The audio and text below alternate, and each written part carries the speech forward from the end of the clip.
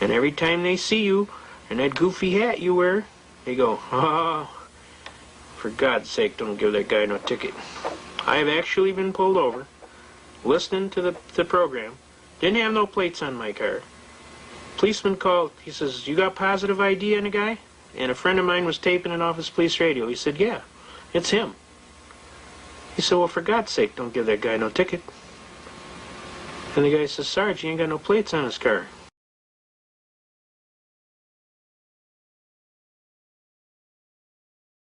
He said, I don't give a damn what he ain't got on his car. Don't give that guy no ticket.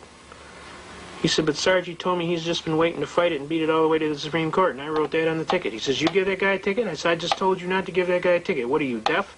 You got some problem with your hearing?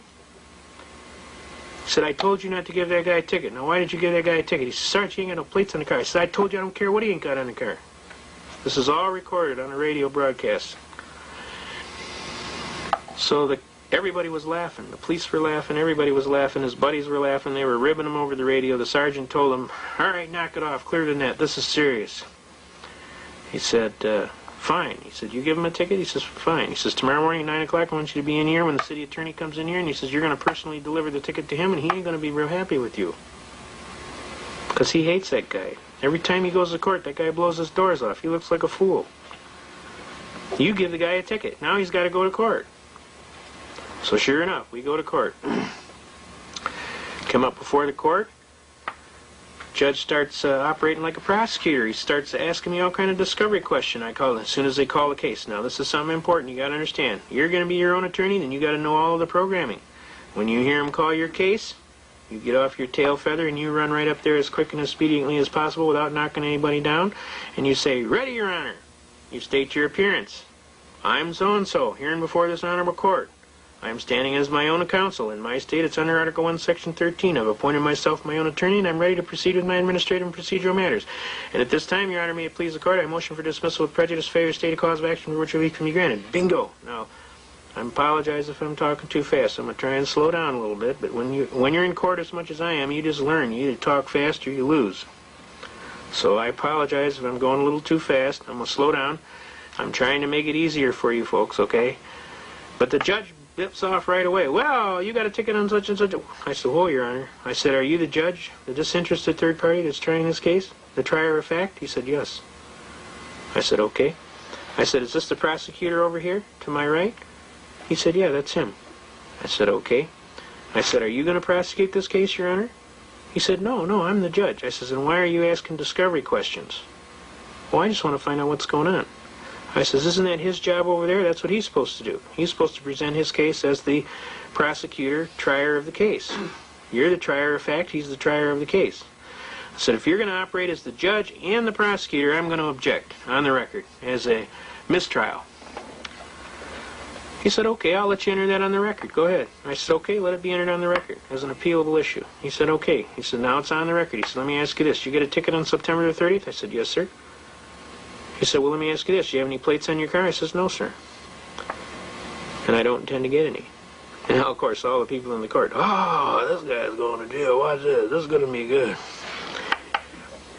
He says to me, he says, I assume you have a very good reason for that. And I said, yes, sir, and I shut up. I waited. He said, can I hear it? I said, well, Your Honor, I said, I'm an unfranchised common law free man. I'm not a participant in any tontine schemes of limited liability on a joint venture for profit with an insurable interest requiring me to participate in these corporate Ponzi schemes. I'm just a little Joe from Kokomo. I live on the block. I travel at the common law. And I have a right to travel freely and unencumbered pursuant to Shapiro versus Thompson, and that right is so basic it doesn't even need to be mentioned.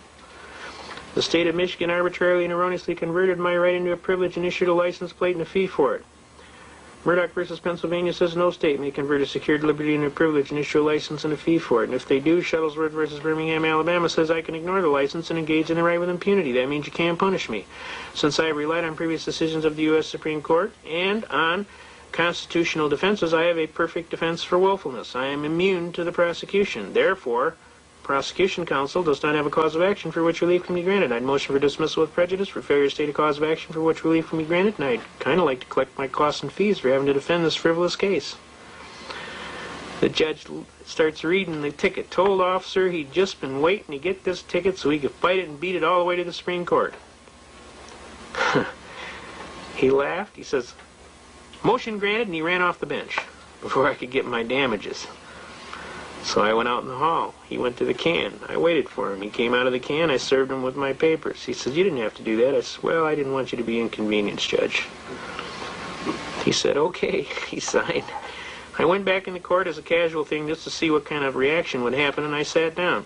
About 2 cases later, this elderly gentleman gets up, and he stands up there, and he says, "Your Honor, I'm not quite as knowledgeable as that young gentleman that was here just 2 cases ago, and I don't presume to understand all of the issues that he raised. But it really sounded good to me, and I'd kind of like to ditto everything he said on top of my case." Everybody broke out laughing.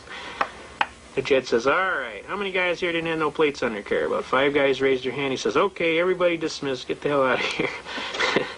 And everybody broke out laughing. It was like, you know, at the carnival on Christmas or something, you know. It was a carnival atmosphere. So I'm telling you, you can affect change. And see, they had all figured. They said, "Watch this guy's going to jail." And then all of a sudden, boom, out jumped. And I mean, I'm telling you, it's this little book right here. This book. You know what's in this book? You have power. Knowledge is power. You know what's in this book, and you know how to exercise your rights in a timely fashion. You have constitutional rights.